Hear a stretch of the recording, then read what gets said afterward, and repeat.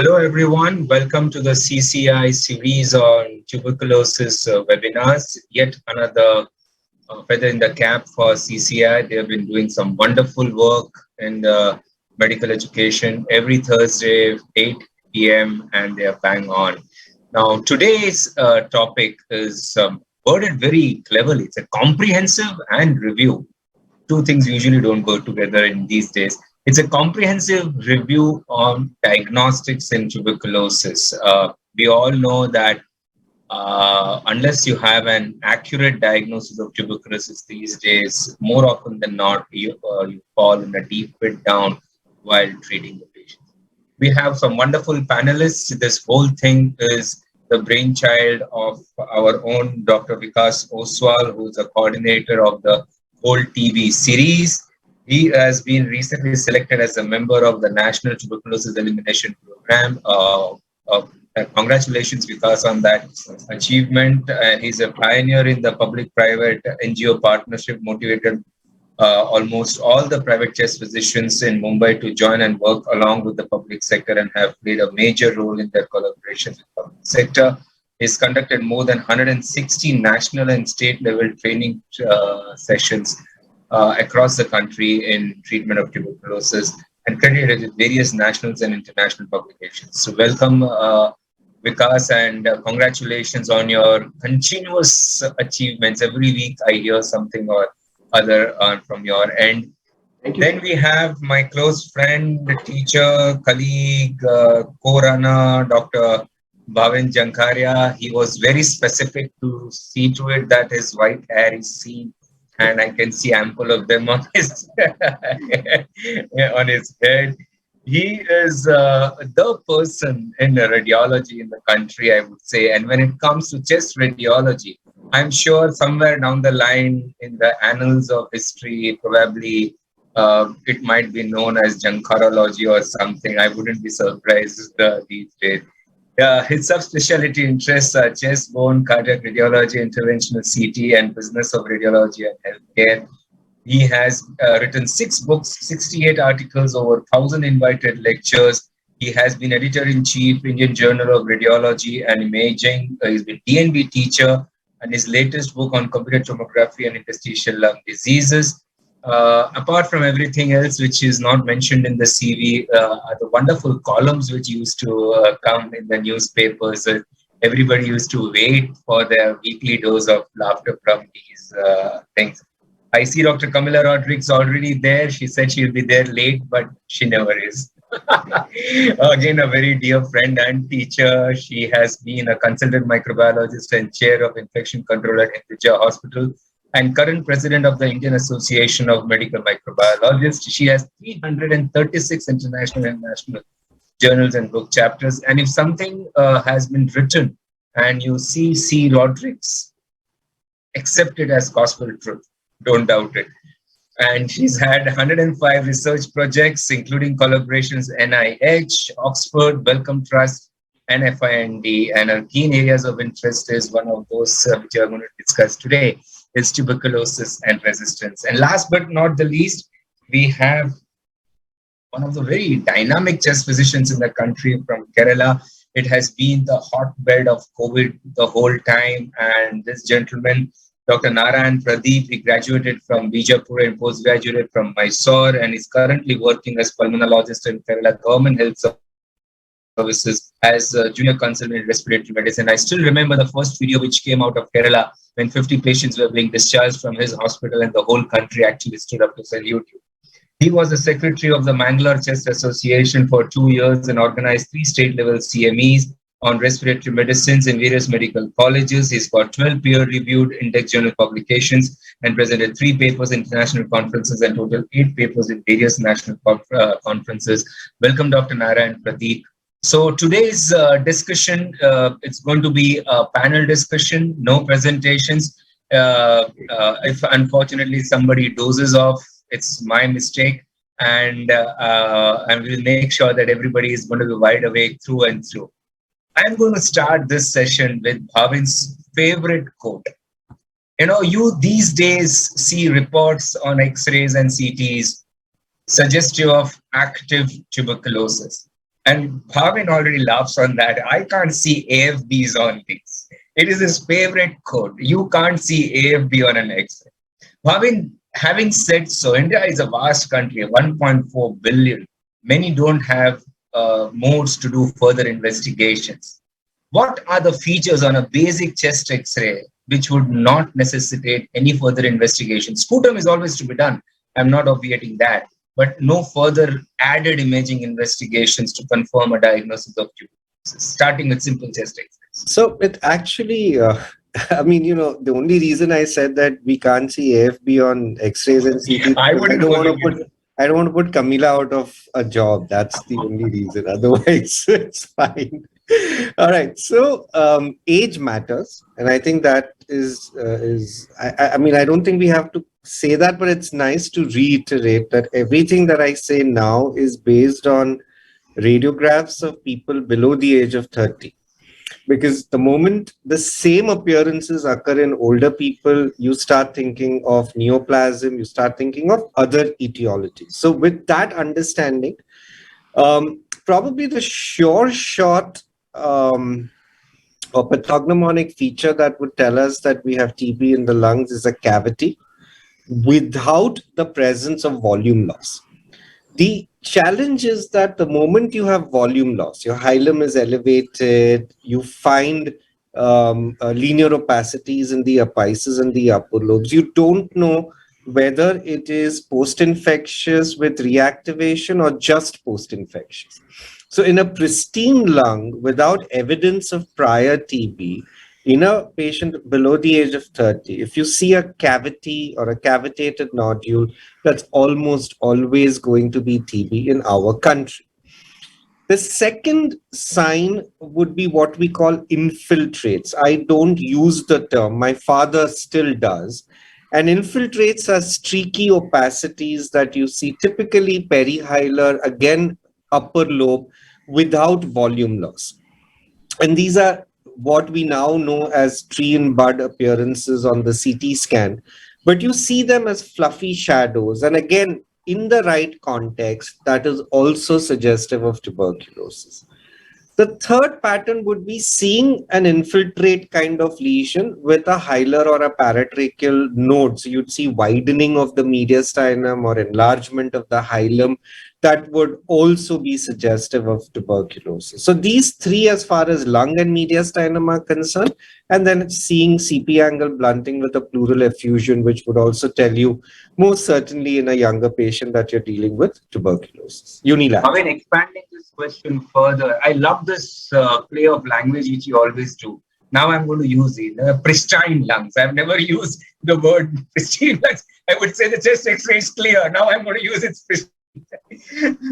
Anything in the CT chest, which you can again say is pathognomonic of tuberculosis. Don't think of anything else. Yeah, I'm sure your category, and then it will start filtering out still better with the other an added investigation. Yeah, it's pretty much the same thing. So the what CT revolutionized when it came out, and we did a bunch of them in the mid 90s, was the presence of the tree and bud appearance. So the moment you see dense branching centrilobular opacities and nodules, those tell you that there is tuberculosis. And if they are not present along with other signs of old TB, so again, pristine or naive lungs, or untouched lungs, or whatever you want to call them, then that is called infectious bronchiolitis and almost certainly suggests tuberculosis, as long as it's focal and not diffuse.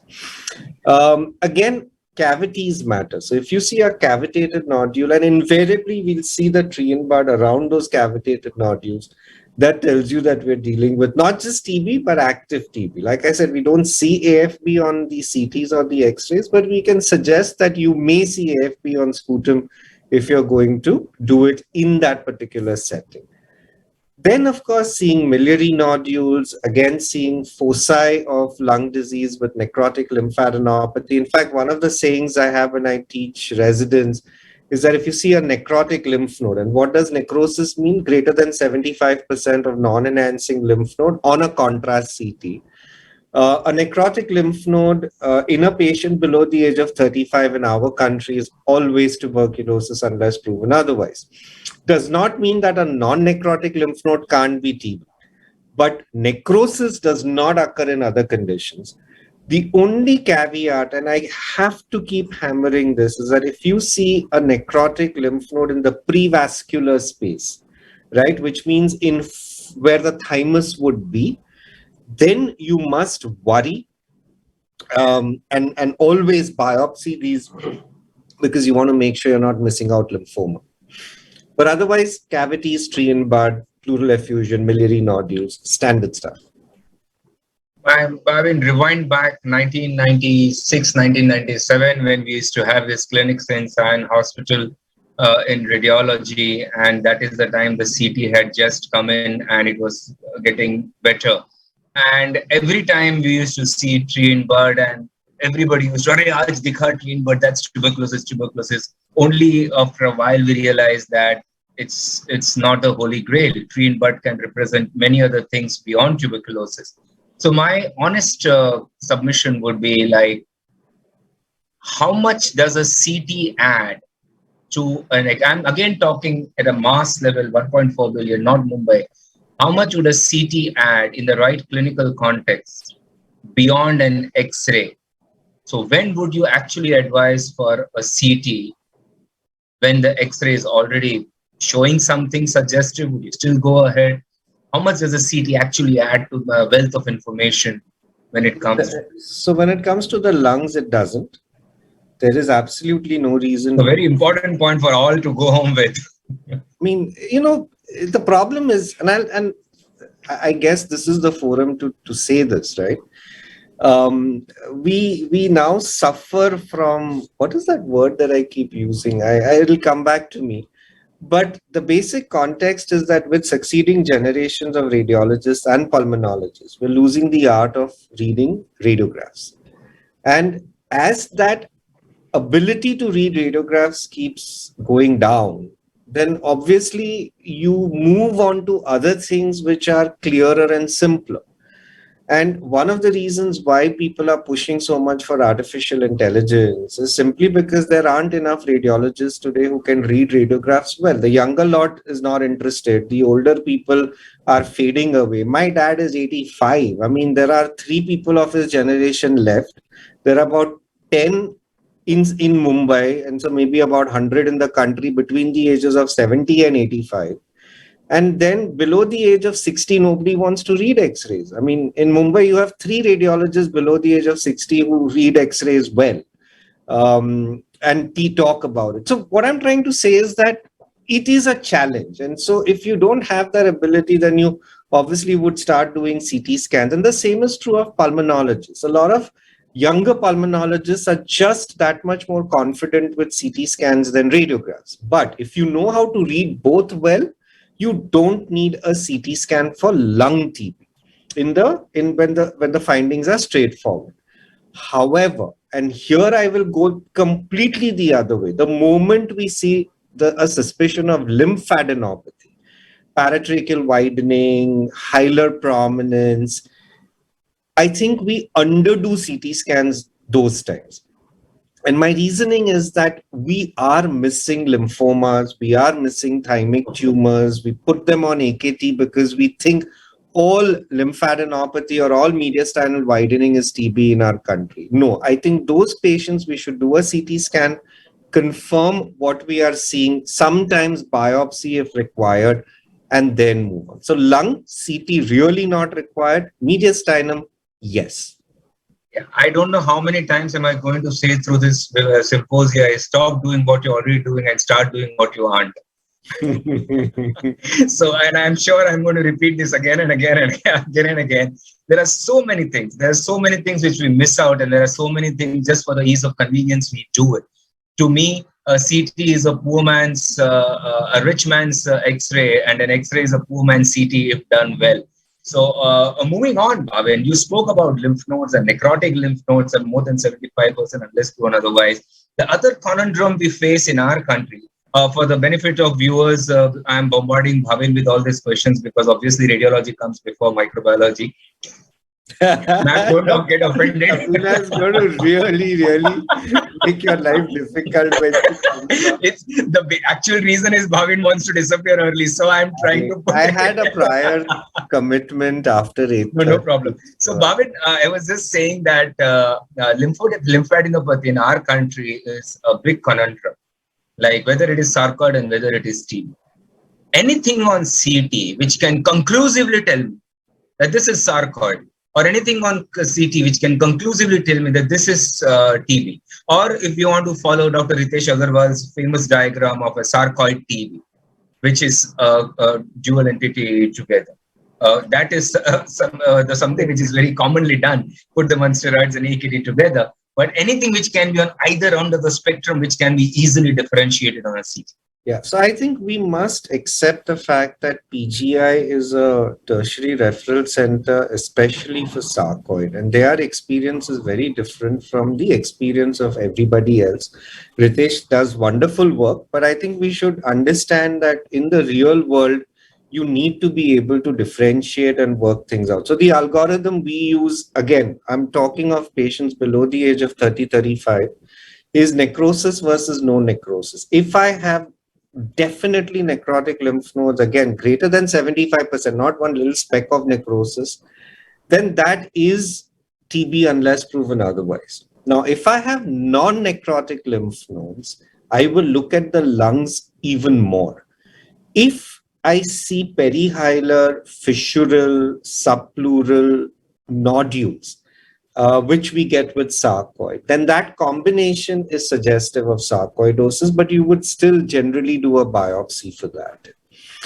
If, on the other hand, I see tree and bud and cavities associated with those non-necrotic lymph nodes, then that combination is suggestive of tuberculosis.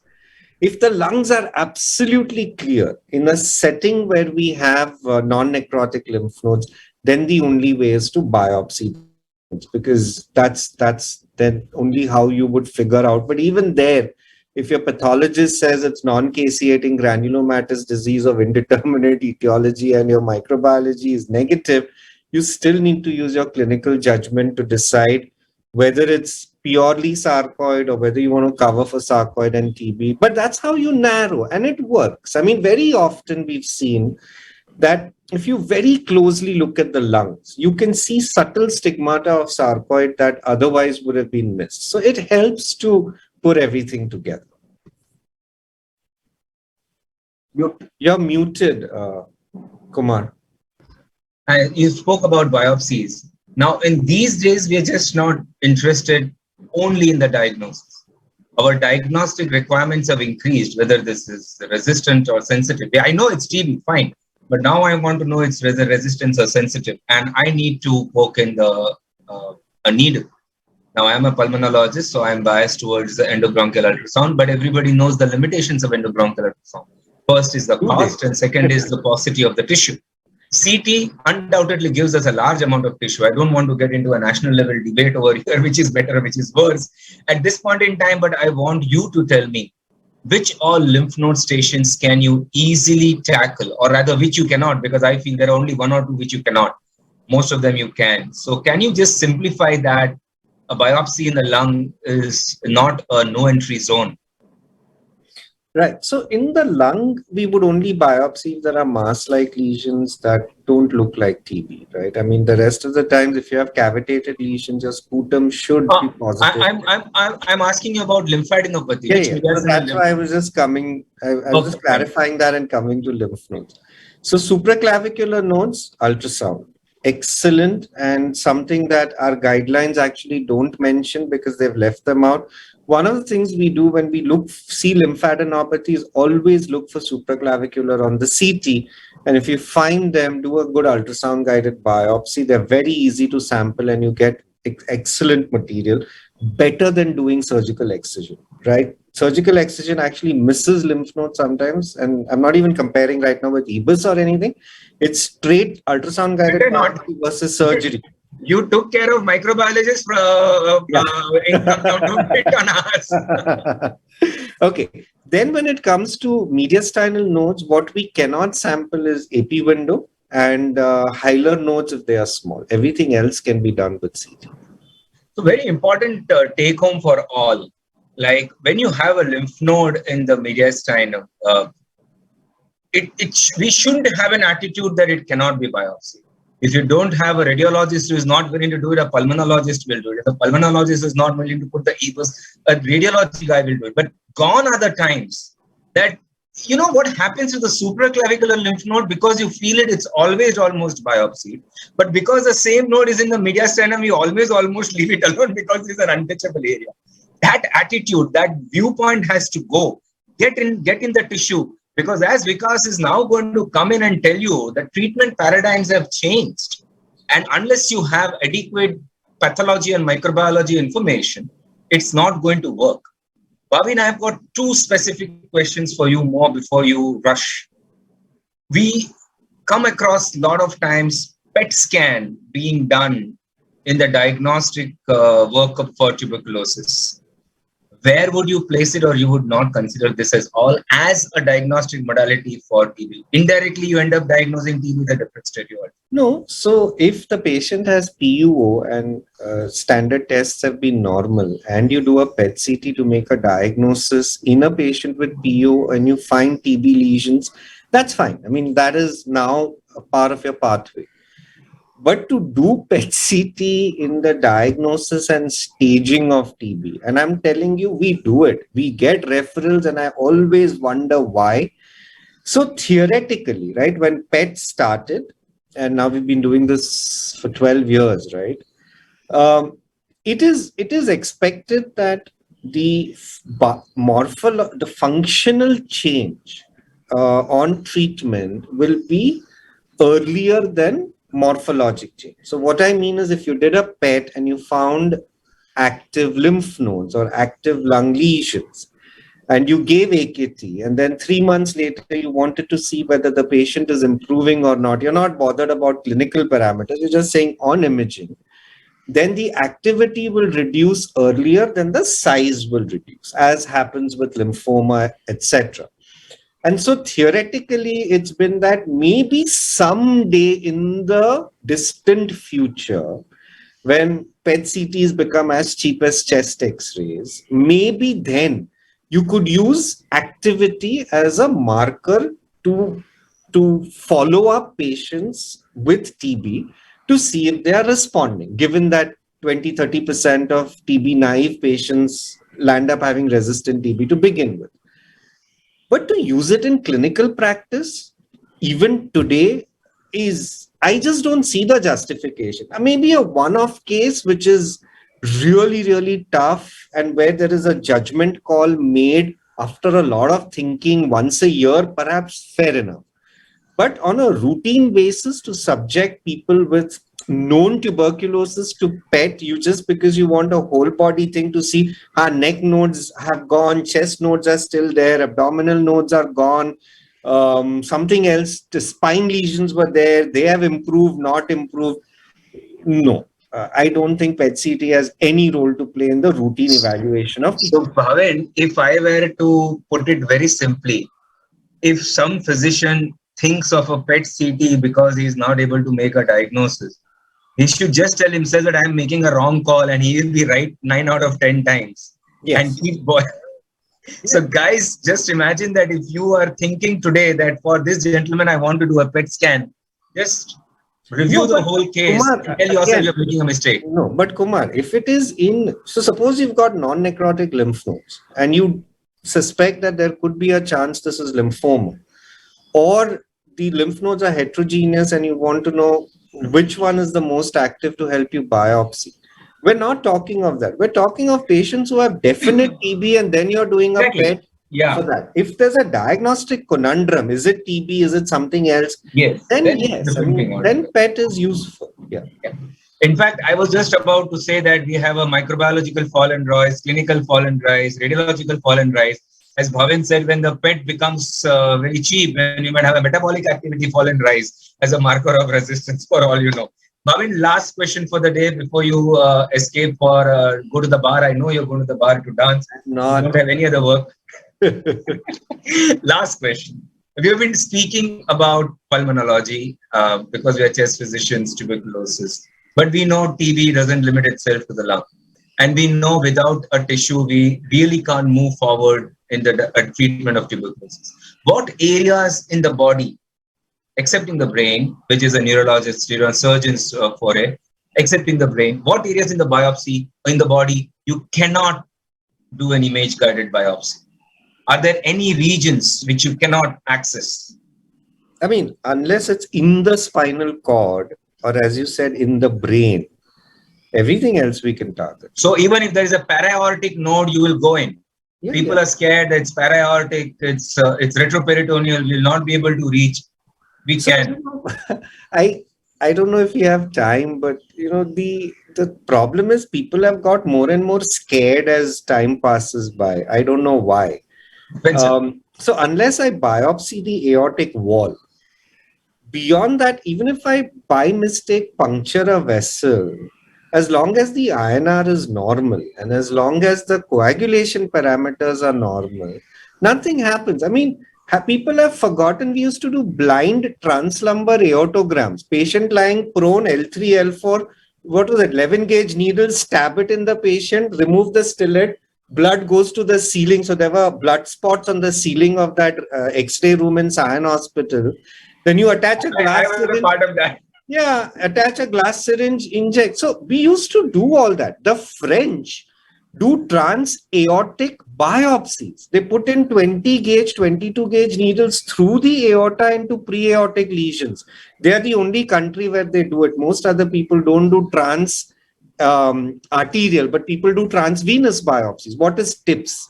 It's you're puncturing a vein to go into the liver to biopsy.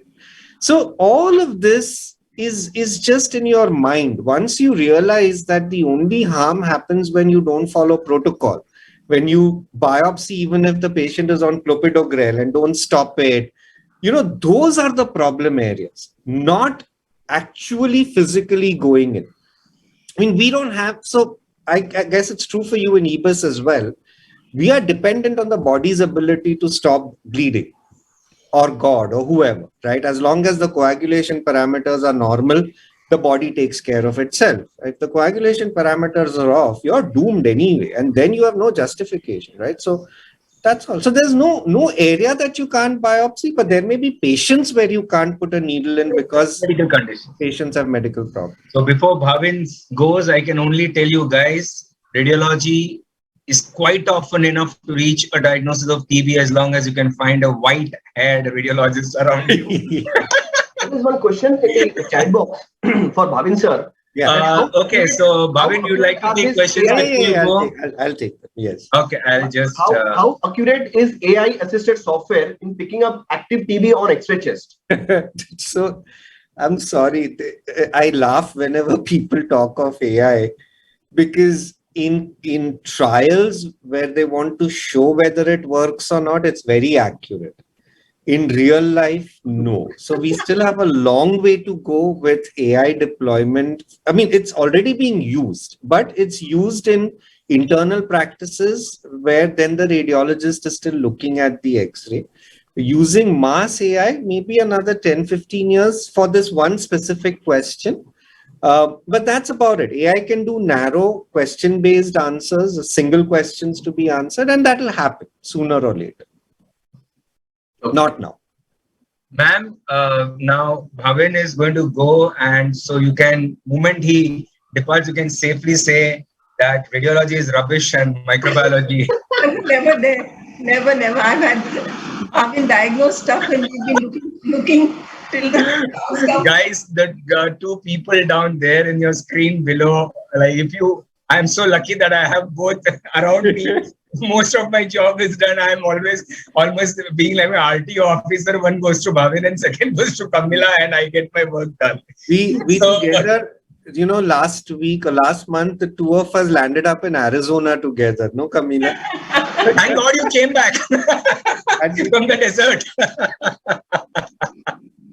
So, Bhavin, I'll be happy if you stick around. I'm sure there will be more questions, and you're free to go anytime you want. Camilla, now it's going to be more of a lot of discussions. Today's discussion is not centering around sensitive TB, and today's world is not really bothered about sensitive TB. Fortunately, what we have learned in the past 20 years is to treat sensitive TB properly. At least that much learning has percolated deep enough to have a reasonably good sensitive TB treatment going around. I'm sure when people hear me telling that, each one of them will have at least 5 examples of patients seen in the past week of sensitive TB not given appropriate TB. But the figures were much worse, believe me, earlier. So, Camilla, when we come to resistance these days, as per the national program, as per the private practice, the first test which we order is Gene Expert, whether it may be the image-guided biopsy what Bhavin has procured, or the sputum, or the bronchoscopic sample which I have done. The first test is Gene Expert. And we know that Gene Expert, if you get rifampicin resistance, is 95% surrogate marker of it being MDRT, which by clinical definition is resistance to INH and rifampicin both. But Gene Expert resistance is 95% surrogate of MDR. The rest 5% are the ones which may not be true MDRs and may have something else. So I want you to go on a monologue or an epilogue. As long as you want to talk, you take your time. There are 2 issues which I want you to hit on. Mono rifampicin resistance and its implications, and mono INH resistance and the type of resistances, because as Vikas and Dr. Narayan Pradeep will come in and tell us that mono INH resistance treatment protocols are completely different, even if it's not MDR. Thanks, Kumar, so much. Okay, I've got your loaded question so that I can rest. Absolutely. So basically, just to sort of go over Gene Expert, we call it CBNAT, that is cartridge-based nucleic acid amplification test. It's kind of politically more correct because in India we're using Expert as well as we're using the chip-based, that is TrueNAT. Both of them are being used, and believe me, they really are getting to the periphery. In Mumbai, I can say really, because we're hardly doing any Gene Experts in our center because it's just being done elsewhere. It's so good to know that it's really percolating it towards the periphery. Now, having said that, the sensitivity of Gene Experts are of 2 types. One is the Gene Expert that all of us are familiar with, that is Gene Expert G4. That was the original one. And for various reasons of sensitivity. Ma'am, can everybody hear ma'am properly, or only I am not able? No, there is some disturbance. I think the fan sound is being picked up by this. What is the volume, ma'am? Can you alter? Better? Is it better? Yeah, Perfect. Absolutely. this is perfect. Sorry to sit over there without fan. No worries. So basically, Gene Expert has really been a game changer, or CBNAT has been a game changer because it's brought molecular diagnosis out to the periphery and it's removed sputum smear microscopy, which was actually really not good enough. No question about it. So now we have a Gene Expert that tells us really fast, one, whether the patient had TB, the load of TB, MTB detected, load high, medium, low, very low, and with ultra we have another one called trace. But it's rifampicin resistance that we need to get to grips with. The reason is most of us now can diagnose TB pretty well. The sensitivity of Gene Expert, the old Gene Expert is 88% for smear positive, and for smear negative it's about 68%. But as we look more and more, Kumar asked me a very leading question. What do you do when Gene Expert is actually not reporting resistance? In other words, it's missing resistance. So the limitations of Gene Expert are, one, it is, I hate these horribly boring terms, like it interrogates the entire 81 base pair of the RPO beta region. That is the region that we know is mostly responsible for rifampicin resistance. So what happens when resistance occurs out of this region? Naively, we think that in this 81 base pair rifampicin resistant RRDR region is all about resistance. No. In Swaziland, they actually found that there was a region known as I41, I'm not sure, 418 or 419, which was outside the rifampicin resistant area, this 81 base pair. And because Gene Expert kept missing it, they had a real epidemic of rifampicin resistance on their hands. So that really puts into perspective that because it was the gene expert was reporting it as sensitive. All gene expert is telling you, sweetly, is that rifampicin resistance that I am telling you from the machine is only for these 81 base pairs, because that's all I can do. Anything out of there, you have to be on the job and have your TB epidemiology and surveillance going on side by side so that you pick it up and say, no, this patient is not responding. Even if gene expert has some rifampicin resistance not detected, well, let me do a DST. So you have to be continually doing, phenotypic testing to find that out. The other problem is for gene expert when it's reported as sensitive. Everybody says, wow, happy, it's good, chalo, nothing to be done. But luckily now in India, the program has risen to the occasion, and every gene expert goes for an LPA1, which is actually the program is doing this, and a lot of us in private practice are not doing it, which is, I think we should start, because a gene expert that reports on rifampicin resistance not detected is not telling you anything about INH because it's not picking that up. So as per the program, anything that is in the periphery, which is rifampicin, for TB positive, comes for a detailed, a better search in terms of LPA, because the LPA has the ability to pick up the CAD-G and the INH-A. So if you don't do that, certainly our monoresistance is reported about 4% in new cases and about 9 to 10% in previously treated, but I think it's higher. And clearly that does impact. There have been studies by Katamachi who've said it doesn't make a difference. We found that it certainly does. And maybe Vikas can throw light on that. So INH monoresistance must be picked up. And it must. So every gene expert ideally should go for a LPA MDR. Where you're looking at... I'd like to interrupt you over here because it's a very, very important point for all of us. Even when sitting in private offices, you advise only gene expert, your job is only half done. You want to advise something, gene expert and LPA first line is a bare minimum these days. And as ma'am rightly pointed out, it's being done routinely for all the government patients who are actually getting it done free. We might be under-treating the private patients by not investigating them enough. So that is a very important point which ma'am has just made.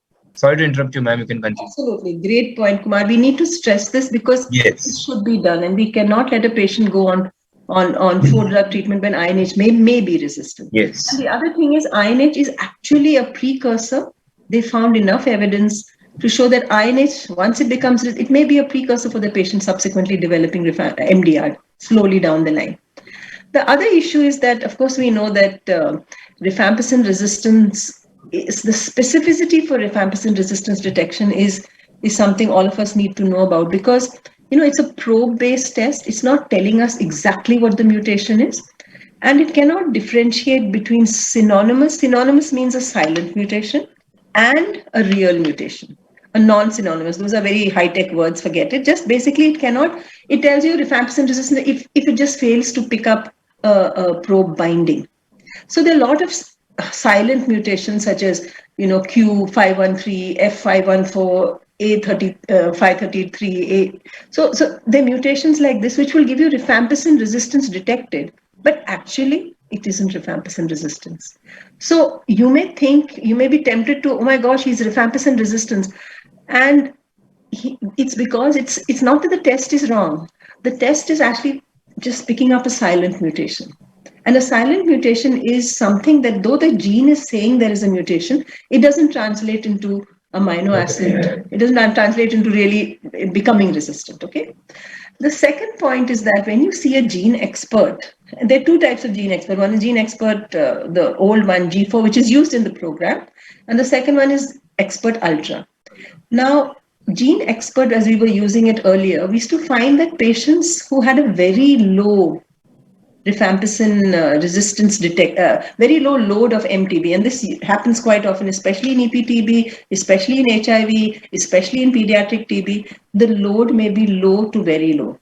And sometimes when we were least suspecting rifampicin resistance, there were no risk factors for MDR, the patient was absolutely fine, and suddenly you get this RIF resistance detected. So we started when our clinicians are telling us this, are you sure it's right? This patient is absolutely going to be he doesn't have any risk factors. So what we used to do at the time, we started taking the Gene Expert cartridge and we would aspirate out whatever had amplified in the cartridge and we would do a sequencing of that. And we would find there was no resistance gene at all. So this has been noticed, and it was noticed in, even Cepheid noticed it. And they said, yeah, this is a problem. So when they made the Gene Expert Ultra, that's a more sensitive test, they ensured that for very low and for trace, rifampicin resistance would be indeterminate. So sometimes clinicians say, I don't want to know whether, I know he has TB, but you tell me about rifampicin resistance. But I say, it's better to say indeterminate than to say give a false resistance for these kind of low loads. And why does that happen? That happens because when you have a very low load, the hybrids that are formed when you amplify are very unstable. So because they're unstable, especially in probe D and E, they drop off and they give you a false resistance. But Gene Expert Ultra has taken care of the problem by diplomatically putting it as indeterminate. So don't get bugged when you get a report of indeterminate. Kya fayda hua? I wanted to know if resistance. It's better to say indeterminate. Let's wait for culture. Let's wait for the actual phenotypic test and then take a call. It doesn't mean it's resistant. Indeterminate, we often have clinicians saying, it is, does indeterminate mean resistance? We say no, it means nothing. It just means there isn't enough bacteria, despite PCR, to give a result for that. This is a very important point which you've been making, ma'am, that indeterminate doesn't mean resistance. I've seen many clinicians and I heard many clinicians who say that all these patients who were indeterminate in their genotypic test eventually turned out to be resistance and they have burned their fingers by not treating them as resistance. But this is a very important point that you're bringing out. Let us clear one more thing over here, ma'am, something to do with inferred report and indeterminate report. Absolutely. I think physicians get confused with both these terms.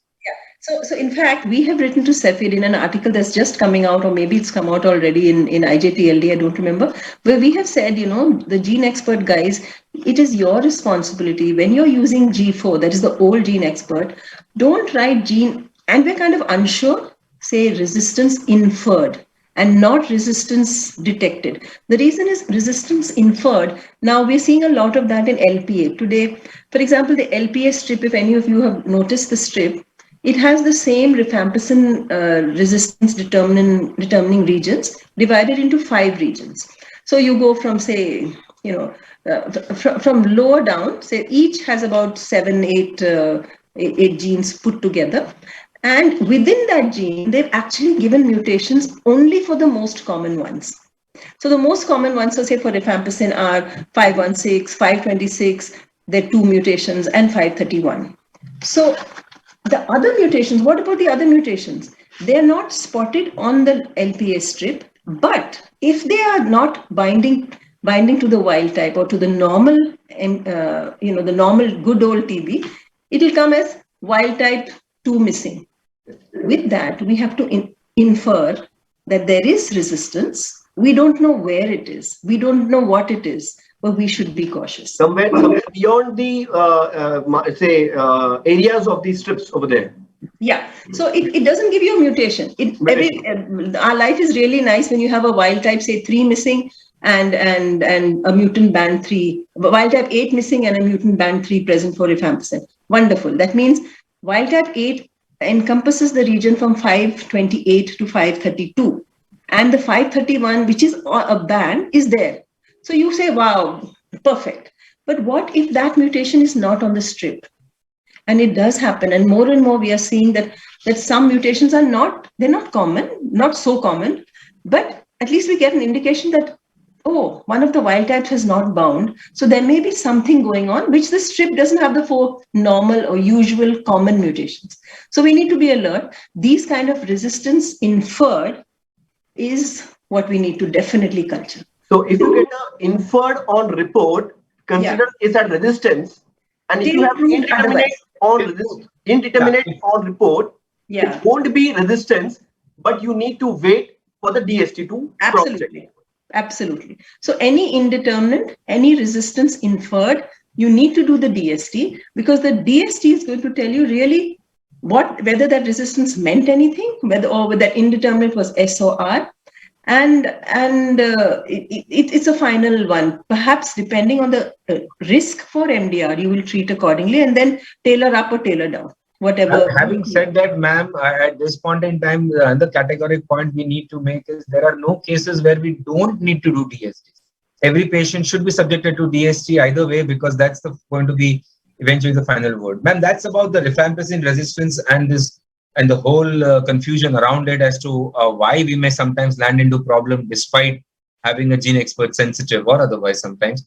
What about INH resistance? We have two different types of INH resistance, which impacts the therapeutic protocols immensely when it comes to making an MDR-TB regimen. So can you elaborate on the INH resistance patterns? Yeah, see, INH resistance, like I said, is of two types. One is CAT-G, one is INH-A. CAT-G means bad, bad, bad. Bad means you can't think of giving high-dose INH. But if it is an INH-A mutation, that is a precursor through which the enzyme makes it go through the pathway. And you can get away, if it is just an INH-A mutation, you can get away by giving a high dose of isoniazid. But if it's an INH-A mutation, you cannot give ethionamide because it's a high-level resistance for ethionamide. So two things it tells you. Once if it's an INH-A mutation, you know, wow, I can up the ante for INH, for isoniazid, but I can't give ethionamide. Now, having said that, this is a rule-in test for ethionamide. Ethionamide resistance is not only INH mediated, it is also, there's another ETA gene, ETA-A gene, which can only be detected currently by sequencing. So it's a good rule-in test if you get INH-A positive, that ETA is out, ethionamide is out, but high-dose isoniazid is in. So in fact, now the program has got a very nice way to simplify it. I mean, we write on our reports, rifampicin resistance detected, R should not be given.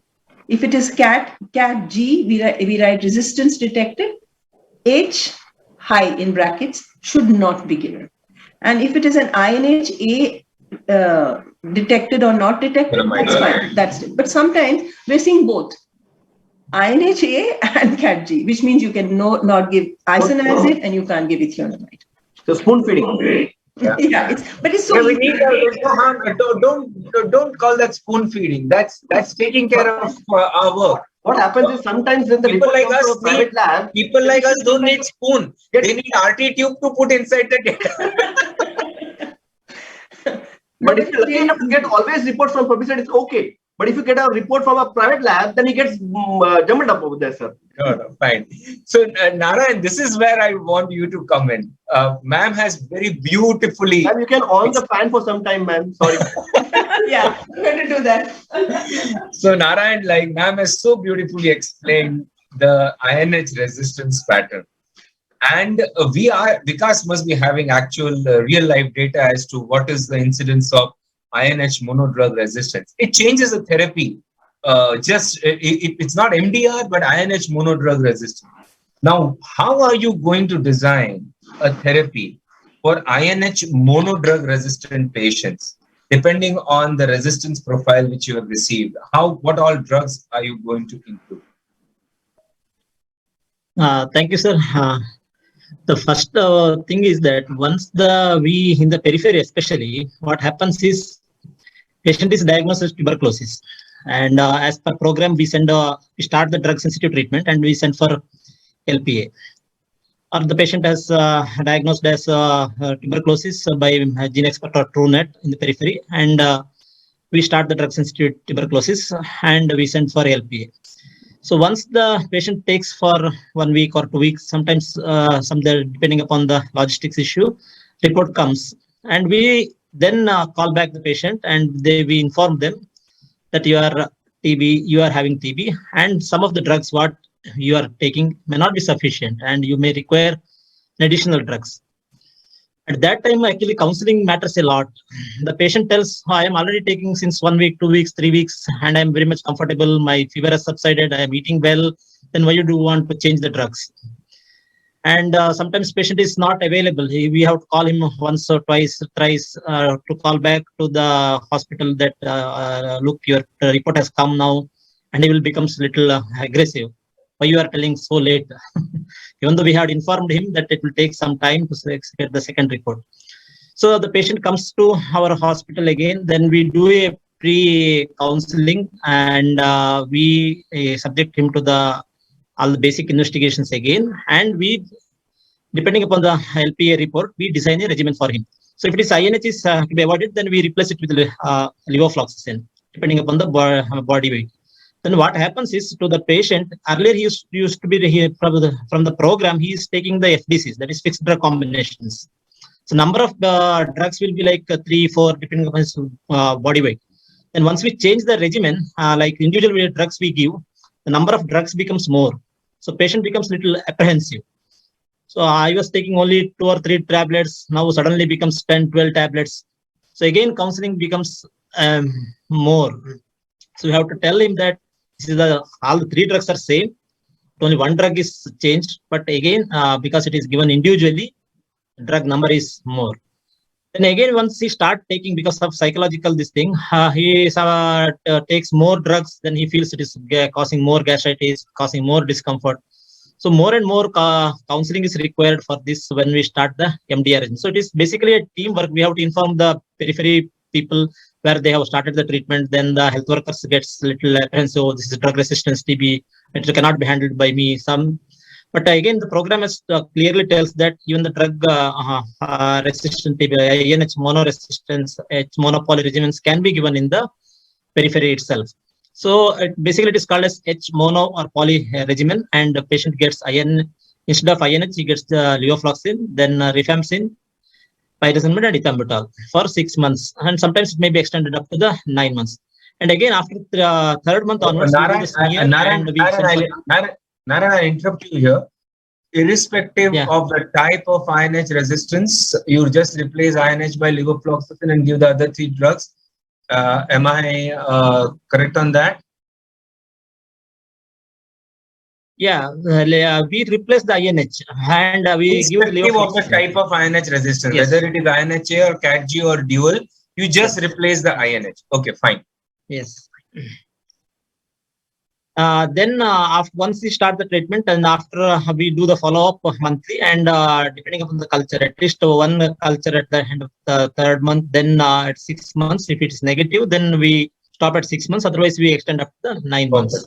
This is how the... Now, Narayan, again, I'll come back to you that say if it's a rifampicin sensitive INH monoresistance, you simply replace INH and give levofloxacin instead of that and treat to 6 to 9 months. As you rightly mentioned, counseling is a very important part of the whole game.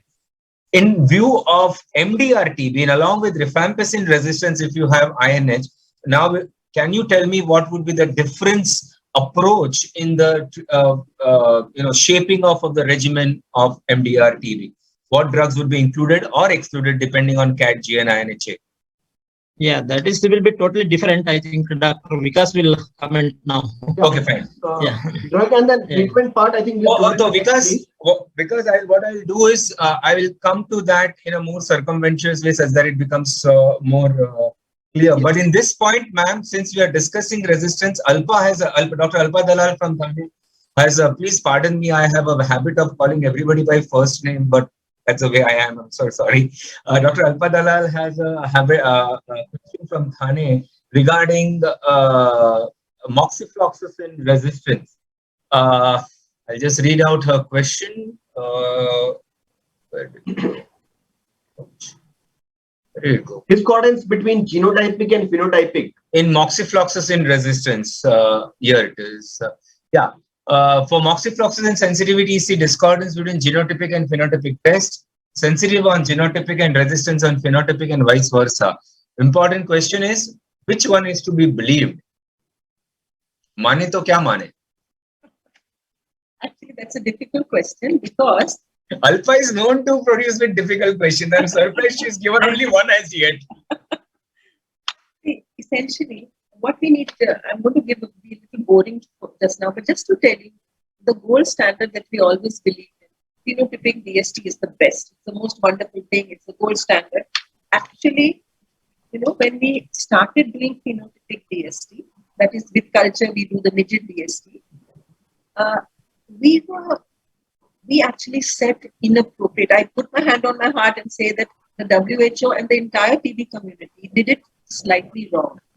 In other words, for many years, till 2 years back, when they readjusted the critical concentration. Critical concentration means, just for a clinician, just say the critical concentration for rifampicin is 1. Anything more than 1 would be R. Anything less than 1 would be S. It was actually the mutation, the genotypic test or the molecular test, as well as clinical outcome data, that prompted us to relook at this particular critical concentration of 1. And we found that we were doing an injustice. We were underestimating the accuracy of molecular tests when DST was used as a reference method. And we undermined the confidence of molecular tests, actually, which is why now we've lowered the concentration of rifampicin to 0.5 from 1. And similarly for moxifloxacin, from 2, we've lowered it to 1 as the clinical breakpoint and 0.25 as the critical concentration. So things have evolved over time. So now things are a little tighter in terms of, by lowering the breakpoint, we are going to correlate more with clinical outcome. Ultimately, it's clinical outcome. Whatever I say, mera ye test aa raha hai, or mera molecular mein mutation, who cares? It's the patient who has to do well. And that's the ultimate truth is that. So the clinical outcome has dictated such that we now believe we possibly got hit on the right critical concentrations for phenotypic DST. So with the molecular test, again, just like INHA for CAT-G, we have 3 mutations for the gyrase A gene for fluoroquinolones nodes, which actually mean when we have those 3 mutations, which luckily are on LPA, we tell you, yeah, give high dose MOX. But there are 3 other mutations. If they are present, the 3B, 3C, 3D, don't touch the fluoroquinolones, not even MOX. So if you have 1, 2, and 3A, that is A90B, S91P, and G94A, yes, give moxifloxacin, but you have to give it at a higher dose. For it is low-level resistance. Just like INHA was low-level resistance for isoniazid, similarly, so now the reports are coming really clear. Low-level resistance for fluoroquinolones, give high-dose moxi. High-level resistance for fluoroquinolones, don't give any fluoroquinolones. Just go straight onto your bedaquiline and because usually it's associated with MDI. I can't hear you. Kumar, can't hear you. There is another interesting. Can you hear me? Yeah, now better. Yeah, there is another interesting question from Dr. Chatterjee. When we send the sample for LPA, it will be done from the primary sample, or you pick up the sample from the midget culture? Very important question. And I'm putting the fan off because I want to be clear. Yeah, see. Because I'm going to grill you next. Don't do that. No problem.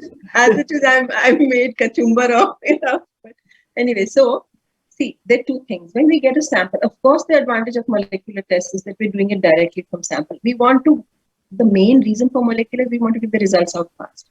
Regrettably, LPA doesn't work too well if the smear is negative. That means if the load is less, I will just give you, MTB not detected, and everything comes a cropper. But then what we do is then we go for the next arm. See, the program has very nicely delineated it. If smear is positive, we go straight for LPA. If smear is negative, we go for culture.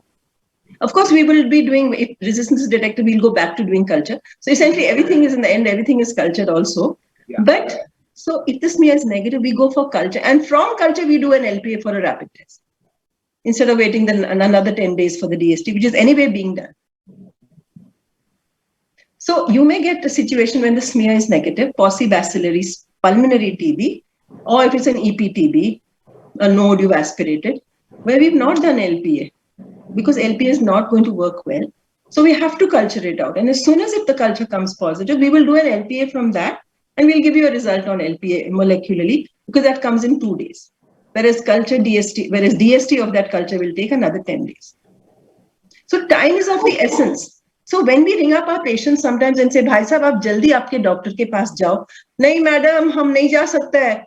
So the issue is that We are ringing them up. You know, every positive culture, we call the patient and say, see your doctor immediately. नहीं madam, sir हमको नहीं देखने वाले, sir ने 15 दिन के बाद बुलाया, we say नहीं, अभी जाओ सर के पास. Especially for TBM, we are very insistent.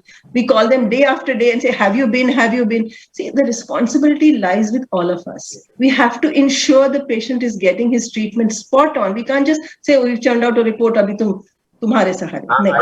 I can write for this from my end that yes, patients tell me that the microbiology department called us, can go to the doctor. You didn't call me, but they sent me. So we say, please, doctor साहब से मिलो, doctor को phone करो, बोलो sir ये मेरा report आ गया, अभी बोलो मैं क्या करूं. Brilliant. I just hope it was an offline meeting where the person asking the question was there, or you could have asked a rebuttal to that. That system doesn't exist. Maybe Zoom has to go forward. Because now this one is for you. It's very well written in the program, but I want to come it from the horse's mouth.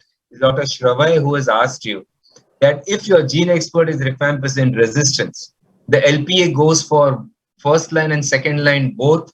Can you just, rather than elaborate on this whole answer, I know that you have a whole programmatic approach as well, but as far as the investigations are concerned, can you tell the audience that when a sample is received, at what stage, what LPA is sent, depending on the gene expert, such that all the questions, at least 4 or 5 questions here, can be answered from that slide? Can you see this? See my screen over there, sir? Yes, you can see. Yes, Vikas. Yeah. So I was ready with the slide today because, you know, now since we have already heard from ma'am, exactly first line LPA, second line LPA, study the mutations, what mutations to be read under second line LPA. So what approach the program has. The first thing is obviously any presumptive case of tuberculosis or any sample, let it be from any site, let it be pulmonary or extrapulmonary, we send it for gene expert.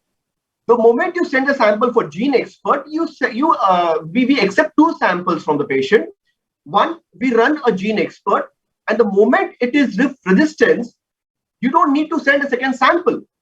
Immediately the second sample, which is there with the program, they run it for, say, first line LPA, second line LPA, and LCDST also. So, Vikas, I will stop you here. I want the audience to understand that in the program, please understand that a part of program, moment rifampicin resistance is detected, these things are on autopilot. They automatically happen. The question here from the person who put us the question is, now as a clinician, it's the onus is on to you what to send, what not to send. This second line is the important thing. This has to be sent from your end. So the program takes care, but here you have to do it on your own. Suppose if you're not sending the sample in the program, and if you're sending a sample at the private lab, I would advise you, the moment you have resistance report, please do send for first line, second line LPA, as well as LCDST, even if it's in the private lab. Because you need information at the earliest, and LPA, none other better tool than LPA, which will give you information at the earliest before, and if you are lucky enough to have a smear positive over there, LPA will give you a report within 7 days to maybe 2 weeks, considering all the logistics. And within 2 weeks, you will be able to give an appropriate regimen, and that regimen will be 95% accurate, which I hardly felt any need of changing it after my LCDST report. So that's the reason you need to send all of 3, that is first line LPA, second line LPA, and LCDST under the private lab, and under the program, you don't need to request it by default.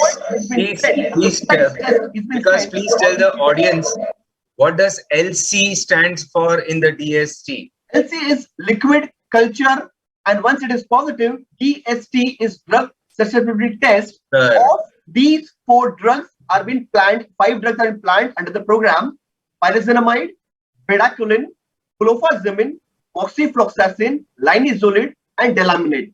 Out of these 6, delaminate and bedaquiline, right now we don't have the powders with us, but very soon they start going to do even them.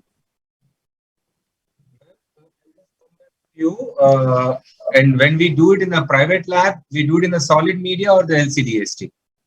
We do it in LCDST only. That's the preferable method, sir. MGIT, the mycobacterium growth indicated tube. LC-DST has... It's a LC, so it's not a solid media. No, it's not a solid medium, it's a liquid medium. Yes. Yeah, then keep continuing. I'm just going to interrupt you to clarify matters. Yeah. So the moment reflexively these three tests have been sent under the program, then comes the pre-TE, that is pre-treatment evaluation, set of investigations to be done before starting the patient on treatment. We will discuss about this in the following webinars. The moment, suppose if you get a report of FLPA and SLPA, and under SLPA, if there is no additional resistance which is detected, or if there is either of the one, that is CATG mutation or INHA mutation, either of one is still acceptable, and FQ, that is quinolone, is not having any mutation or any resistance, then these patients are subjected for short oral BDQ based regimen. This we will be discussing further under the treatment management part. So why do we require second line LPA? Is to know the mutation of diary A, diary B, RRS, EIS, so that we can select or deselect the drug and give an appropriate regimen for your patient. Now, moving on further, on second line LPA, suppose if you have an additional resistance where the patient is unable or maybe excluded from shorter regimen, then it is only the longer regimen, that is BDQ based regimen, which we have to give to our patient. And that is the reason we do require both first line LPA, second line LPA, and LC-DST of all these following drugs. Brilliant. I also need to tell you guys what Vikas mentioned in short about the Nikshay ID. Now, a lot of private labs don't carry the Nikshay ID. And I have been impressed from, I'm not saying this because I send all my samples to lab A, B, C, and Dr. Camilla belongs to ABC hospital. But the reports coming out of an institution has to be responsible in every respect. Not only there is a communication, there is clarity, and even the administrative problems which are there. The number is extremely important through which this whole program of treatment of MDR-TB runs. Ma'am, so we have clear-cut vision at this point in time that diagnosis, radiology, tissue, sensitive TB, monodrug resistance with R, MDR with R and H, because it's outlined what are the different types of treatment which can be outlined. The problem is discordance. As Alpa pointed out, one type of discordance. So we're talking about gene expert sensitive and resistance, which can come up in gene expert and phenotypic and genotypic tests. How do you sort out the problem of gene expert? How do you conclusively tell, pending the DST, and sort out the discordance of this report? See, what we've started doing now, we are using Ultra, which is actually not used in the program, but for all patients, we're using Ultra now. Yes. And from the Ultra, we can actually go to the software and unambiguously, we can pick up the mutation. Brilliant. So if you have a patient who you have a discordant or you're not suspecting resistance, you call us up, we will tell you, wait, we'll go to the software and we'll tell you what the mutation is. And I have a catalog with me that tells you high confidence mutations are da-da-da-da-da-da, moderate confidence mutations are these, low confidence mutations are these, and mutations that are not associated with resistance are these. So when I go back to my software on my Gene Expert machine, I will tell you exactly whether it's a 507, whether it's a 511, and I'll say dump it. Or I'll say, please treat, it is resistant, believe it. So ultimately we've come to a situation where we must cherry pick the mutations. And because the mutations, see, for example, if I get a 531, it's an S to L, 531 mutation. This is a hardcore mutation. It's such a high confidence mutation. Most of my Mumbai strains, almost 66% of them are S531L. And if I see this S531L and I get, say, a phenotypic test or a liquid culture test showing as S, it is wrong. I will repeat that phenotypic test, or I will ask for another sample, because it can never be never be that a S531L, which is the commonest mutation, hardcore, really filthy mutation as we call it, is going to be S.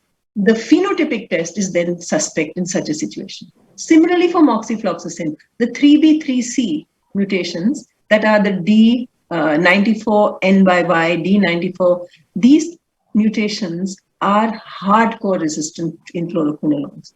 So like when Alpa asked, what do I do when the DST is S? In Hinduja, we automatically repeat.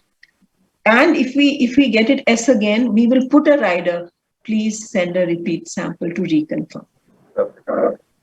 I mean, there's also we have more investigations coming in. There's a French saying, like Bhavin pointed out, the French guys always have a knack of doing it. They would do a transaortic, and they came up with a wonderful saying, plus a chance and plus a more things change and more they remain the same. We are back to square one in 1991 when we had this exodus of MDRTB, and now we are again wondering our resistance is bedaquiline now. Now, in all this increasing armamentarium of investigations, we have three more to discuss. If in brief you could tell us the importance and the utility of each. One is pyrosequencing. Second is whole genome sequencing. And third is what is the next NGS or the next generation sequencing. And in which cases should we be sending them? There is a question on the chat box regarding them, that why is WGS not a part of the program? My gosh, no, just because it's really high tech and it's so wonderful. The technology is outstanding, believe me, but we haven't arrived yet.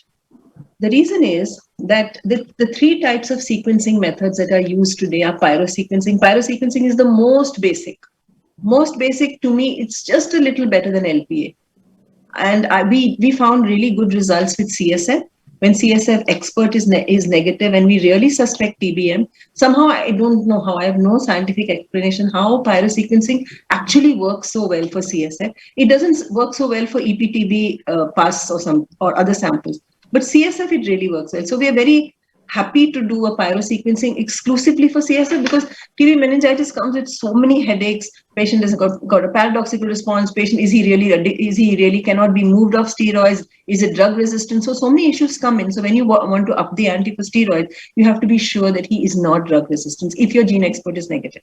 So we use this to help us, for TBM. The second is whole genome sequencing, and I'll come to targeted in a minute. So if you look at whole genome sequencing, now we follow the West.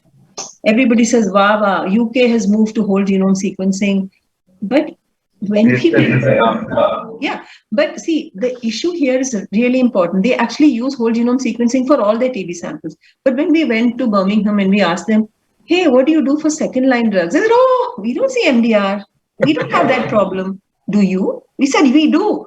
So then said, oh, you have a problem then. So the reason is the first line drugs very confidently predict resistance because we've got on the low hanging fruit. We've got lovely RPO beta 81 base pair. We've got, all the 4 or 5 mutations for INHA. All those are well characterized. It's the second line drugs that are much more challenging because the confidence intervals are really wide. There's much less data because the Western world doesn't have a DR, right? They don't have drug resistance. And the genetics of DR is so complicated and less well understood. So tomorrow, if I were to do a whole genome sequencing and I got all these mutations, I see some reports and people come to me like Zarir and say, what do I make of this? And I say, I don't know. Because I really don't know. And I'm not ashamed to say I don't know because even the WHO doesn't know. The WHO last year actually put out a brilliant mutational catalog, which is so outstandingly done. It has, with such perfect, alacrity, actually used. See, when you get a mutation, you have to know that it's resistant. How will you know it's resistant? If you have done a good DST. So they have such wonderful curated data for phenotypic DST as well as clean curated data for whole genome sequencing. So they put out this catalog, and in this catalog, there's no data on mutations for bedaquiline. There's no data for mutations on clofazimine. Those are our go-to drugs in second line. There's only one mutation in linezolid and one mutation in delaminate. There are many more for which we don't know anything. So currently we're in a situation where if I were to do whole genome sequencing, what would it be add value over LPA? it would tell me one, ethambutol, which anyway I know in an MDR is usually resistant in Mumbai. It would tell me about pyrazinamide, which mostly 80% is resistant. So, okay, pyrazinamide I'd get to know. It would tell me about ethionamide, which partly I'm anyway getting from LPA. It would tell me about, it's not telling me about these 4 drugs. Delaminid, bedaquiline, clofazimine, and linezolid, which I want to know. And secondly, whole genome sequencing currently is not yet tweaked enough to do it directly from sample. Okay, so now, are you going to wait for culture DST? In fact, I'm doing a project with the program where we're looking when you really tweak things fast, when the lab is really doing things fast, tuck, tuck, tuck, tuck, we're actually able to give out phenotypic DST in less than, I think it's 18 days, which is not bad. But everything has to be perfectly tweaked. And just because you're working really hard on it, it's doing well. Real life doesn't happen so well. So time is of the essence. Whole genome sequencing as of now cannot be done directly from sample. Neither in the UK, they're all doing it from cultures. So you have to grow it, takes time, 2 weeks, and then you do whole genome sequencing another week, so 3 weeks you take. But targeted NGS is something we're looking at. This is deep sequencing, where you look at the targets that have been clearly defined. We have a series of about 40 targets, which have defined mutations. And when it's not recognized by WHO, we're going to write not WHO endorsed yet, but await DST for this. So targeted can be done in 2 days. So we're looking at much more information. Targeted next-gen sequencing, it's known as TNGS. I think in the near term, this is going to be holding us instead for the next 4 years. Luckily, we don't have much of BDQ resistance, linezolid resistance, or clofazimine is coming up a bit, or delaminid resistance. So we're going to get by without these technologies being tight in place for us now. I don't think we need to go full scale on whole genome. We need to do whole genome for surveillance so that we have something to rely on. And we will be ready for whole genome when it can be directly done from samples. Till then, for genome sequencing, you need to do it from the culture isolate. WGS is not doing. WGS does not add to my clinical decision making. Surveillance, great, and we need to wait till the targeted NGS comes in, which will make deep impact on therapeutic protocols. Yeah. Vikas, you wanted to add something? Yeah, that's what. So, so suppose if you want to keep somewhere the XDR cartridges in the say algorithm, ma'am, where would you like to keep this XDR cartridges in the algorithm? The XDR cartridge is recently made available. It costs about 4,000 something, and the advantage of expert XDR, it's a probe-based test, is that it could replace LPA. So you do it's a reflex testing from rifampicin resistant. So I get rif resistant. I straight within an hour go and do my expert XDR. So within the day, within the turnaround time for a normal expert, say a day or 2, I should have all the resistance upfront that LPA gives me. XDR actually gives 2 more mutations for INH. It gives FABG1 and it gives the OxyR AHPC. So 2 more mutations. In fact, when we did this study published last year in Lancet, which showed that it was as good as LPA. It met the minimal criteria of the WHO for the TPP. So it's a good test. But the program has to recognize it. My problem currently is when I do an expert XDR, I don't know how to enter it on the NICSHARE. There's no entry in NICSHARE for expert XDR. So I'm stuck over there because LPA is all nice and clear. So till it kind of gets integrated, I don't know what to do. So I just Vikas can give us an inside info as to when can you enter it in the NICSHARE. Is the program going to introduce expert XDR gene expert? Thinking over it, but definitely not going to replace it that soon. But it is point of care. It is point of care. See, LPA has to go to a referral lab. Though we say we take 2 days, the turnaround time is about 5 days. And by the time the patient comes, abhi doctor ko milo, nahi milo, mere ko kaam pe jana, mere ko yahan jana, it takes maybe a week, 10 days. Here we call him next day, or maybe the day after.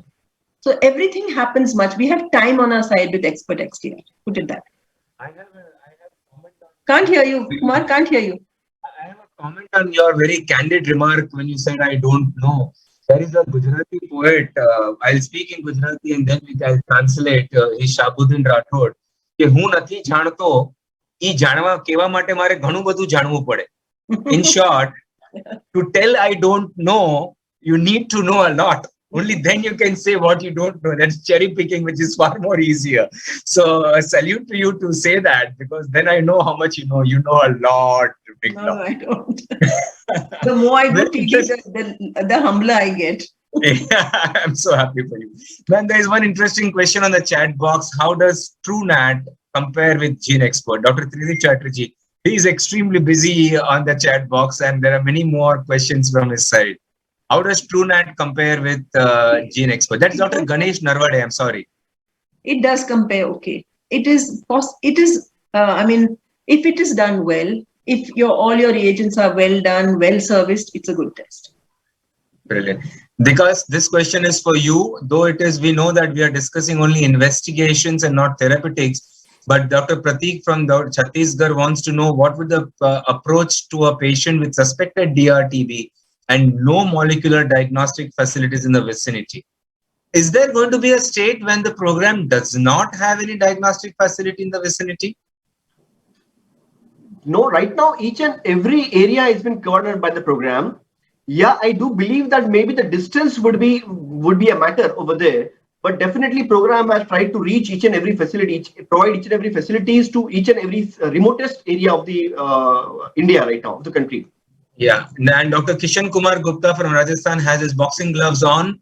Why in shortened MDR-TB treatment, high dose of INH and ethionamide are given when there is CAT-G or INH resistance detected? This is going to be discussed. Defend yourself. This is going to be discussed in deep in the following lectures, sir. Sure. Okay, Dr. Kishan Kumar, you can hold on to your boxing gloves for a later time.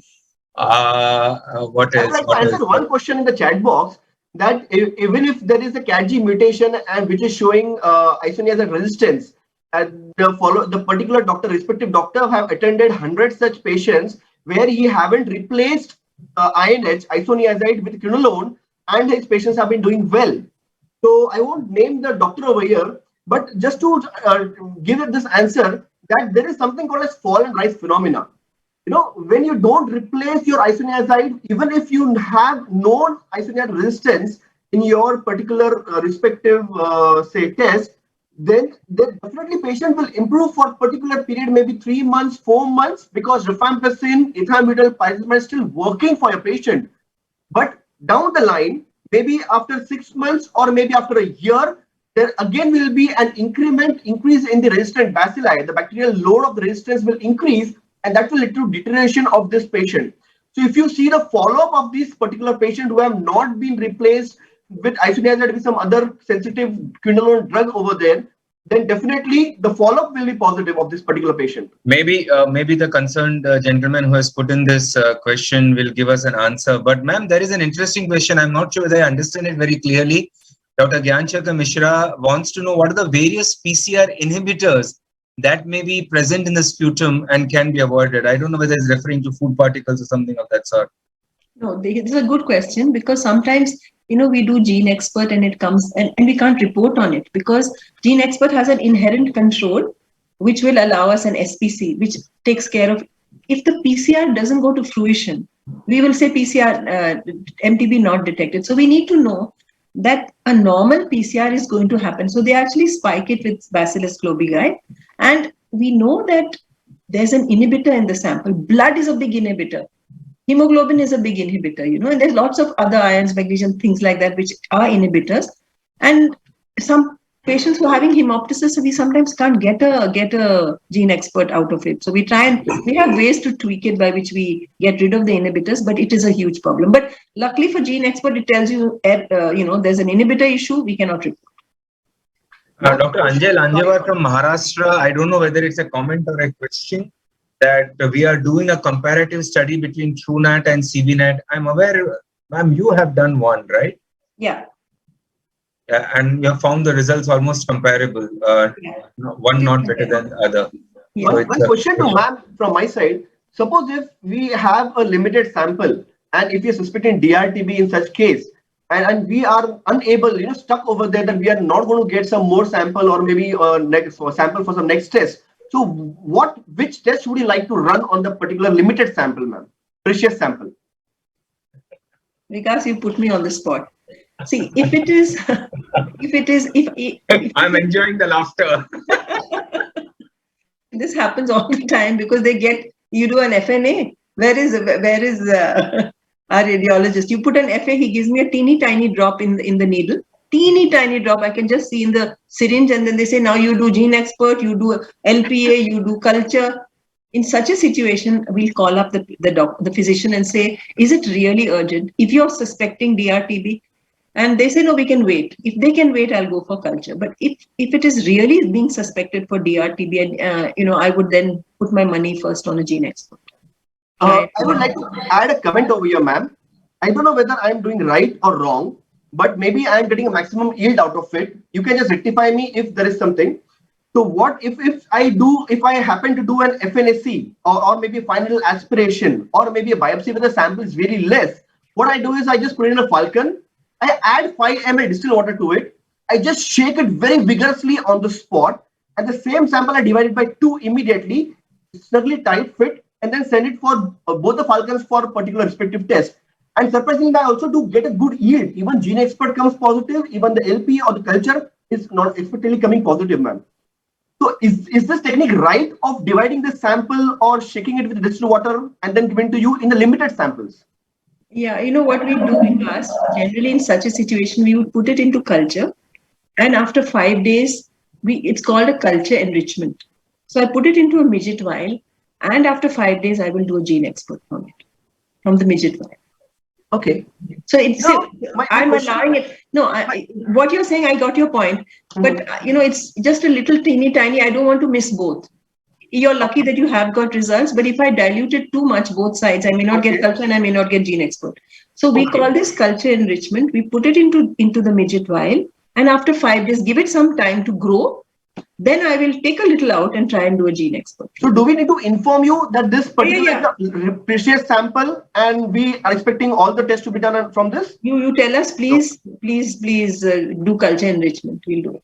It's very simple, because it's great that you've got results, but as a rule of thumb, once you have collected a sample, whether it is the EBUS sample, we very frequently get very teeny tiny samples in the EBUS. Once you have put in the sample and close the bottle, please don't open and do anything out of it, because then not only you might lose the sample or dilute it further, you might even end up contaminating it. So that can only add to your... there only, that by mixing or by diluting, end up contaminating sample. Yeah, preferably. So it's now 3 minutes to go, and I would like to have closing remarks from each one. Last question, sir. Sir, ma'am, which are the tests which you won't prefer doing Gene Expert Ultra, the specimens? None. Which are specimens which will not be, willing to do Gene Expert Ultra for this particular specimen? Maybe oversensitivity, or maybe, I don't know what. See, Gene Expert Ultra actually has, in the studies when it was started, Gene Expert Ultra is detecting TB. How is it picking up TB? It's got the insertion sequences. For example, in the controls, the insertion sequence IS6110 is repeated 8 times. Throughout the mycobacterial genome, the whole genome 8 times you'll get IS6110, and the other IS is IS1081. That is repeated 5 times. So straight away, when you've started off, you're with 13 times more DNA for detection. Got? So that's how its sensitivity has improved, because we are not, in our good old Gene Expert, we had only one. We're looking at the RPO beta, which we're looking not only for rifampicin resistance, we're also looking at it for detection. We're looking at the RPO beta. 2 probes have to be present for it to say, yes, this is TB. So you have just one RPO beta 81 base pair. Here I'm talking 31, which are going to be amplified so many more times, right? So you're starting out with so much more, with so many more insertion sequences. So your sensitivity is great. But having said that, in life, you can't get everything. The specificity of Ultra is definitely less than the specificity of conventional Gene Expert. And in the program where we deal with patients who are having previous TB, I would definitely prefer to do a G4. That's the old one, because Gene Expert Ultra, especially if it comes trace, And I hate it when I get a bronchoalveolar lavage which comes trace. That's I what I hate it when you know, and my we correlate everything in our lab. As soon as we get trace, we run to histopathology. What did you get? And he says, we're getting adenocarcinoma. And there my trace is looking very stupid, you know. So the because it's so sensitive, the sensitivity comes at a cost of specificity. In all the studies that have been done, the specificity is 3% less. And since most of our patients are, you know, may have had TB in the past, a trace must be repeated. A trace on ultra from a sputum sample must be repeated. If it comes from an EPTB sample, that is say a node or a CSF or abdominal TB, I'm fine with. Acidic sample is fine. But if it comes from a sputum sample, you have to repeat. So, Bhav, you are happy there is Dr. Meena Hingorani has a very, very valid question. In so many cases, we know it is DR. Rifampicin resistance has been observed. Now, sample is limited. We have not been able to process it further. And there is a request from the lab to get more samples. The sample is more difficult to get because there might be a biopsy or a CT guided biopsy. Bhavin is not here. We recently did 3 vertebral biopsies to document that the patient is sensitive. Actually, I could have presented the case which I had presented on pulmonics in our group, which the whole body was studied like a metastatic melanoma. It turned out to be simple tuberculosis. So, but fortunately, like I got 3 biopsies. But when Dr. Meena Hingorani is pointing out that we don't have more samples, patient is not willing to come. Do we just continue the transmission to occur in the meantime? What does the program say? How far do we go? Like Dr. Tridip Chatterjee always also pointed out that it is not possible for every, like Vikas has said in his CV, that he has convinced most of the private practitioners to go for the programmatic management. And I know of many who have actually gone, and I know of equally many who have not gone. I really don't know the compulsions for their not going and what are the barricades. Vikas, so there is an administrative question for you from Dr. Tridip Chatterjee. Bedaquiline deserves bedaquiline, but is not able to reach the program. Should he start them an amikacin-based therapy, or somehow or the other he'll get bedaquiline? Question number 1. Question number 2 for you, ma'am. When additional sample is not available, is there any other diagnostic way that we can get more information from the old samples? Any of you can start. No, that is the last question for the day. The bitter truth is we have to try to culture. If we get a teeny tiny sample, let's put all our money on culture. On culture, that's the key. Yeah.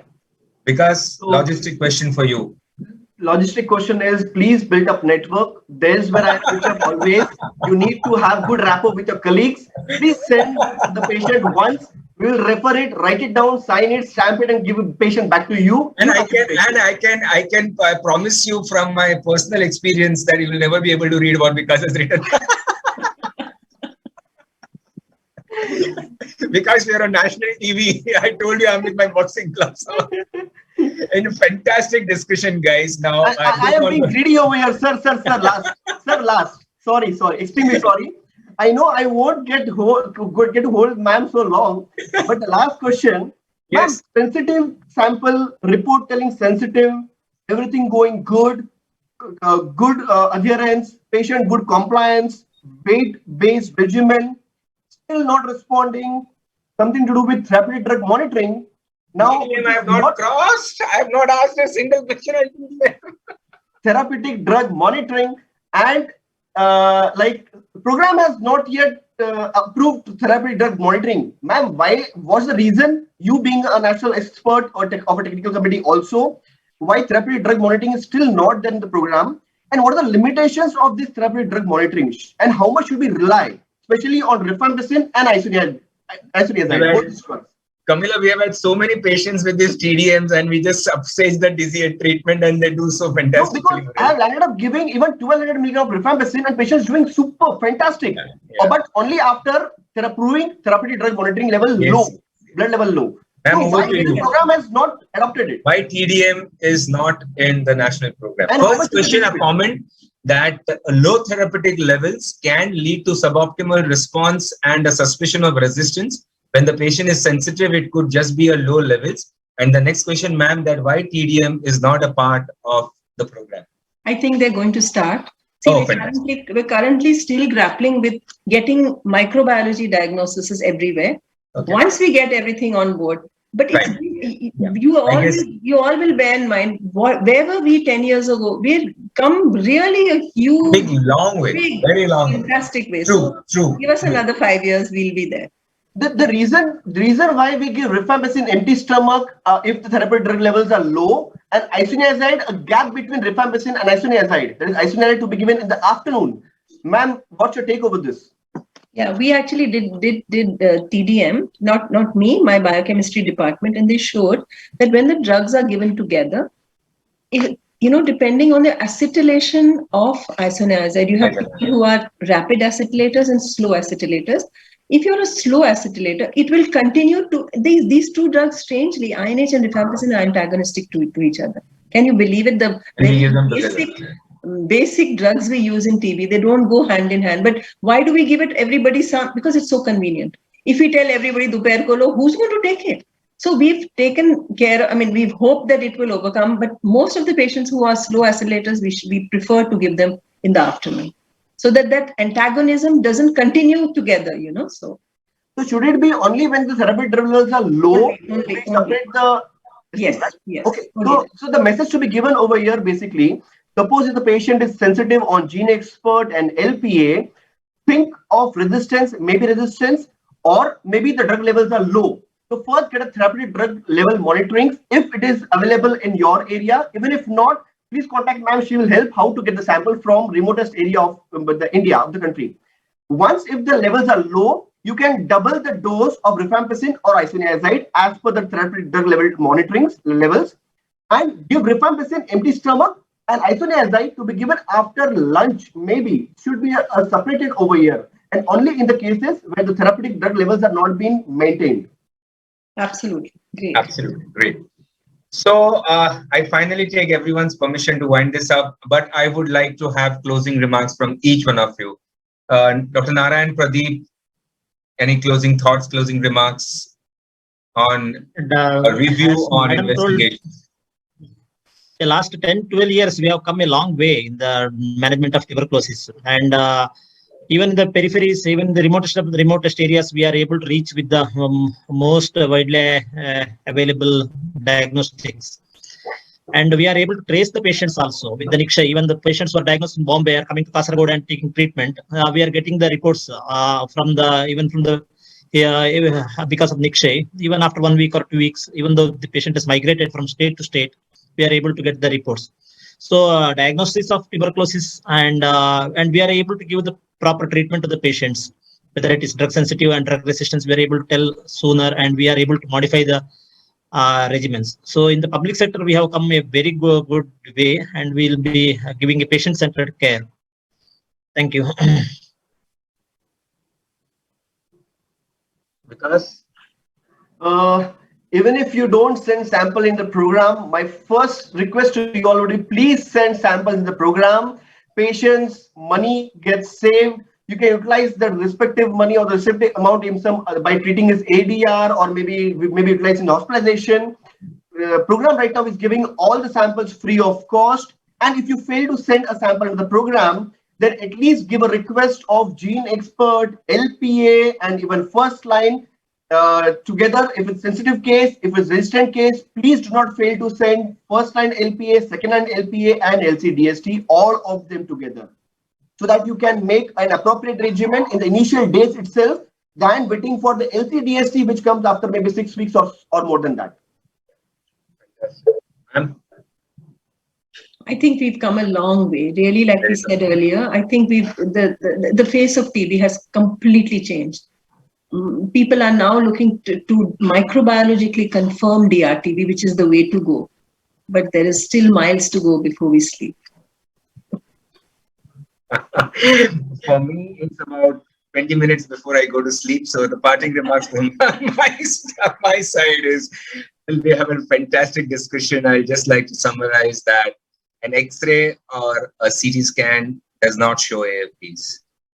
Howsoever, as I said, we stop doing what we have been doing for ordering unnecessary CTs and start doing something which we've not been doing, and not miss out on lymph nodes and lymphomas. Simplest thing to do in TB is to send the sample to the program, because you don't need to bother about anything. Gene expert is done, first line is done, gene expert resistant, second line is done. You won't have to think. But if you don't want to send to the program, make sure that you follow the rules of the game, and the rules of the game are clear. Gene expert, first line as a matter of routine, second line LPA if rifampicin is resistant, and never forget the DST. That is going to be the key. As ma'am rightly pointed out, if the sample is too tiny, make sure that you send it for DST and pick up the sample from there and send for molecular if needed. There is going to be discordance and the road is not going to be smooth. I was talking to ma'am in the afternoon and I was wondering, there was a time when we all used to call ourselves MD, TB and chest, and we said, no, it doesn't sound good. So we started calling ourselves pulmonologist and whatnot. And the time has come that we are proud of saying that we are MD, TB and chest. And it won't be MD any longer. I'm sure in times to come, even TB might become a DM specialty with the extent of information and the depth of knowledge which is coming around. And I'm sure Vikas probably will be the first teacher for DM. So thank you guys. Have a great day. Had a great session and I hope you all liked it, enjoyed it. God bless each one of you. And happy Holi. Have fun tomorrow. Yeah, happy Holi. Happy Holi. Bye. Thanks a lot, man. Thank you very much. Bye. Sorry for making it wait so long.